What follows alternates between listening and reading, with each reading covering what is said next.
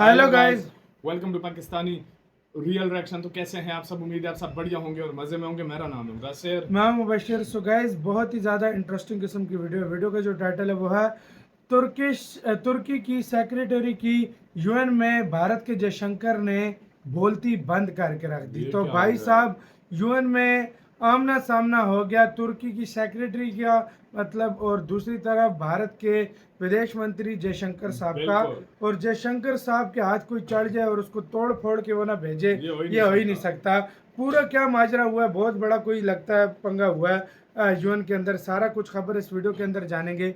Infotech का video है, please इनका चैनल लाजमी सब्सक्राइब करना। एकदम से भाई तुर्की ने फिर सुना वो कुछ बातें की। हाँ, तो भाई शायद उसी पे हो, तो क्या सीन हुआ है सारा कुछ जानते हैं, तभी भाई पता लगेगा। काउंटडाउन करते हैं 3, 2, 1 एंड स्टार्ट। देखिए, इन दिनों संयुक्त राष्ट्र में तुर्की के यूएन प्रतिनिधि और हमारे जयशंकर साहब, ये दोनों इंसान फिलहाल मीडिया की टॉप हेडलाइंस बन चुके हैं। अब ये दोनों चर्चा का विषय इसलिए बन गए क्योंकि तुर्की की रिप्रेजेंटेटिव ने भारत को वीटो लायक नहीं बताया और इसी पर जयशंकर साहब ने टर्किश अधिकारी को लताड़ लगाई। तो बहुत इंटरेस्टिंग न्यूज है जो आज की इस वीडियो में हम कवर करेंगे, सो वीडियो पूरी जरूर देखें। देखिए, इन दिनों भारत को यूएनएससी में स्थायी सदस्यता देने की बात फिर जोर पकड़ रही है। इतने दिनों से माहौल शांत था, लेकिन स्थायी सदस्यता की बात फिर चर्चा का विषय तब बनी जब संयुक्त राष्ट्र सुरक्षा परिषद के महासचिव एंटोनियो गुटेरेस ने सुरक्षा परिषद में सुधार का आह्वान करते हुए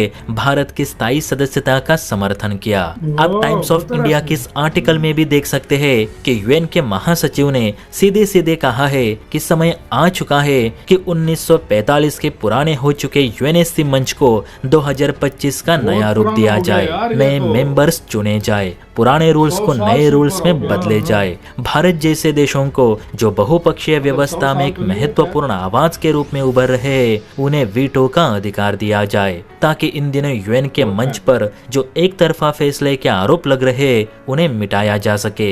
एंटोनियो गुटेरेस के प्रवक्ता स्टीफन दुजारिक का भी कहना है कि यही सही समय है जब पूरे मंच का रिफॉर्म करके एक नया यूएनएससी बना दिया जाए जिसमें नए मेंबर्स, नए रूल्स और नई पॉलिसीज लागू होंगी और ये भविष्य के यूएन के फैसलों में काफी मददगार साबित होंगे। एंटोनियो गुटेरेस और उनके प्रवक्ता स्टीफन दुजारिक के इस बयान के बाद अब स्पष्ट हो चुका है कि अब यूएन चीफ भी भारत के हाथों में वीटो देखना चाहते। लेकिन कहते हैं ना, 10 लोगों को एक बात अच्छी लगी तो उसमें से एक दूजा तो ऐसा होता ही है जो उस बात का विरोध करेगा। तो यहाँ पे तुर्की वो दूजा है जो अब भारत की स्थायी सदस्यता का विरोध कर रहा है। दरअसल तुर्की की यूएन में स्थायी प्रतिनिधि अनमेक खोलानी ने संयुक्त राष्ट्र महासभा के 80वें सत्र में अपनी बात रखते हुए कहा कि यूएन के सभी सदस्य देश भारत को स्थायी सदस्यता देने की जल्दबाजी ना करे। माना कि भारत पहले के मुकाबले बाकी देशों से काफी आगे जा चुका है, लेकिन भारत अभी भी स्थायी सदस्यता के लिए अनुकूल नहीं, क्योंकि भारत में अल्पसंख्यक पीड़ितों पर अभी भी अत्याचार हो रहा है। भारत के अपने पड़ोसी देशों के साथ संबंध ठीक नहीं। भारत अमेरिका और ईयू के नियमों को नहीं मानता। ऐसे बहुत से मुद्दे हैं जहां पर भारत हमेशा विवादों के घेरे में रहा है। इसलिए जब तक भारत इन सब मुद्दों को पहले सुलझा नहीं लेता, तब तक भारत को स्थायी सदस्यता ना दी जाए, ये तुर्की की गुजारिश है। अब इस पर जयशंकर साहब ने कहा कि जो देश पाक आतंकवादियों को खुलेआम मदद पहुंचाता हो वो दूसरों की भलाई की बातें ना करे, वही अच्छा रहेगा। वैसे भी तुर्की को ये शोभा भी नहीं देता कि वो किसी का भला करे। तुर्की जितने जुल्म अर्मेनियाई, ग्रीक और अन्य ईसाई लोगों पे करता है, उतना तो तालिबान भी अफगानियों पे नहीं करता होगा। जयशंकर साहब ने टर्किश अधिकारी अनमेक खोलानी से ये भी कहा कि तुर्की के कुर्दिस्तान में महिलाओं के खिलाफ सबसे ज्यादा अपराध होते हैं। वहाँ की महिलाएं बलात्कार और ऑनर किलिंग का शिकार बनी हुई है। खुलेआम उनका देह व्यापार किया जाता है और आप कह रही है कि भारत में पीड़ितों पे अत्याचार हो रहा है। तुर्की जरा अपने गिरेबान में भी झांक कर देखे कि आपकी महिलाएं कितनी सुरक्षित है। वैसे भी आप एक यूएन अधिकारी है जिसका काम अपने मुल्क से संबंधित मुद्दे यूएन में उठाना है, ना कि किसी देश पे आरोप लगाना। रही बात भारत की स्थायी सदस्यता की, तो जयशंकर साहब के मुताबिक अंतर्राष्ट्रीय संगठनों की प्रभावशीलता लगातार कम हो रही है और बहुपक्षीय व्यवस्था पर हमला हो रहा है, जिसके लिए तत्काल सुधार जरूरी है, और ऐसा नहीं होता तो आधुनिक विश्व व्यवस्था के आधारभूत ढांचे ही टूट शंकर साहब ने जाएंगे। तो धो के इसीलिए रख दिया भाई। भारत जैसे देशों को वीटो अधिकार देने जरूरी हो चुके हैं। बाकी इस पर वे5 देश विचार करे। जय हिंद।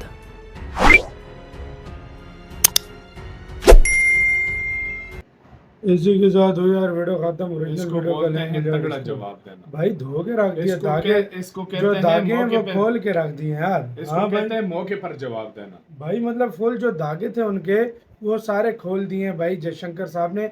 मतलब शुरू से क्या हुआ है, मतलब बैठक लगी है गुतरस जो कि यूएन के मतलब चीफ हैं एक तरह से, वो उन्होंने मतलब प्रस्ताव रखेगा। भारत का टाइम आ गया कि भारत को भी तुम लोग वीटो बनाओ, बहुत टाइम हो गया और भारत डिजर्व भी करता है। हाँ, और सुधार किए जाए और भारत डिजर्व भी करता है। हाँ भाई, 1945 के बाद से जो है ना अब तक नहीं हुए, तो इसमें कोई सुधार किए जाए, नए मेंबर लेकर उसकी आए, एक सारा बात कुछ ठीक किया थी जाए। यार, इतना 5 ही उसके- बैठे हुए हैं, अब 100 बंदे 100 वोट आते हैं, दूसरी तरफ 5 वोट, एक बंदा आके भाई फास्टेस्ट वीटो कर ग्रोइंग जाता है। इकोनॉमी, हाँ, तेजी से फॉरेक्स रिजर्व बढ़ने वाला, तेजी से जीडीपी बढ़ रही है, हाँ। तेजी से पूरी दुनिया की मार्केट पे कब्जा करता जा इन्फ्लुएंस रहा है दुनिया इंडिया। में बढ़ रहा है भारत का। यार सैन्य मामले में पावरफुल, हर मामले में, किस हर मामले मामले में में, जो है ना हाँ, इंडिया हाँ। पीछे, ये बताओ मुझे। हर मामले में इंडिया आ गया। और गुतरस जी की बात ठीक थी, भारत डिजर्व करता है। अब बहुत मतलब लेट हो गया ऑलरेडी। हाँ। भारत को अब बनाओ वीटो। बिल्कुल। वहां से कोई नहीं बोला, तुर्की के अंदर पिछवाड़े में कीड़ा हाँ, था। तुर्की को कहा है, तुर्की उसने को कहा कि एकदम उधर ये होता है, वो नीचे से होता है। चक्की काटी है हाँ। कुछ, और भाई तुर्की की प्रतिनिधि ने आके बोला कि भाई साहब हमें तो अब ये नहीं करना, मतलब हमें उन्होंने कहा है हाँ, कि इनको ये अभी बनने लायक नहीं है। लायक नहीं, मतलब इन्होंने कहा है कि ये अभी तक ये यूएन की काफी सारी चीजों पर पूरा नहीं उतर रहा। पूरा नहीं होता। फिर उसके बाद ऐसे शंकर सर का दिमाग घूमा, ऐसे शंकर सर ने कहा है कि आप लोग जो है ना पाकिस्तान के भी मतलब बोल दिए, उनका साथ देते हो तब कहाँ पर हो। उसके बाद उन्होंने ये बोला है कि आप लोग जो है ना आपके देश में, अपने देश में क्या प्रॉब्लम चल रही है, कभी तुम्हारी ग्रीस के साथ प्रॉब्लम चल रही है, हाँ। कभी साइप्रस के साथ प्रॉब्लम चल रही है, कभी तुम आर्मेनिया के साथ को पंगा करवा रहे होते हो, सारा कुछ तुम अपने कंट्री का देखो। तुम्हारा काम नहीं बनता कि आके यूएन में तुम अपने देश को रिप्रेजेंट करो, दूसरे के ऊपर उंगली मत उठाओ। मतलब जयशंकर सर ने ठोक के रख दिया, ठोक के रख दिया उसको। सही जवाब दिया है उसको, मतलब उसको मुंह उधर ही बंद करवा भाई वही बात है कि भारत क्यों नहीं डिजर्व करता, हर मामले में भारत डिजर्व करता है। और बहुत पहले भारत को बन जाना चाहिए था। दुनिया की खाली एक वैलिड रीजन भारत भाई ये है, दुनिया की सबसे बड़ी पॉपुलेशन है। ये हिंदी चीनी इस पे भाई भी भाई ना बनता है, होता ना, हाँ। तो अभी चाइना भारत की को ये जगह मिल इंडिया रही थी। वीटो पावर होता। इंडिया बना होता, ये चाइना को इंडिया ने दे दिया, तब जाके प्रॉब्लम हुआ हिंदी चीनी भाई भाई के उसके चक्कर। चक्कर में, नहीं तो आज भारत ही वीटो पावर बना होता। हाँ, तो भाई ये जो तुर्की को पता नहीं क्या पंगा है, हर मामले में भारत पंगा ही क्या होना है ना, हर जगह पे इंडिया जलील कर रहा है, तो फिर हाँ, पंगा ये तो भी होना है। है ना। उस दिन गेहूं भी नहीं हाँ। दिया। आपकी क्या राय है बताना गाइस, अपना बहुत ज्यादा ख्याल रखना था।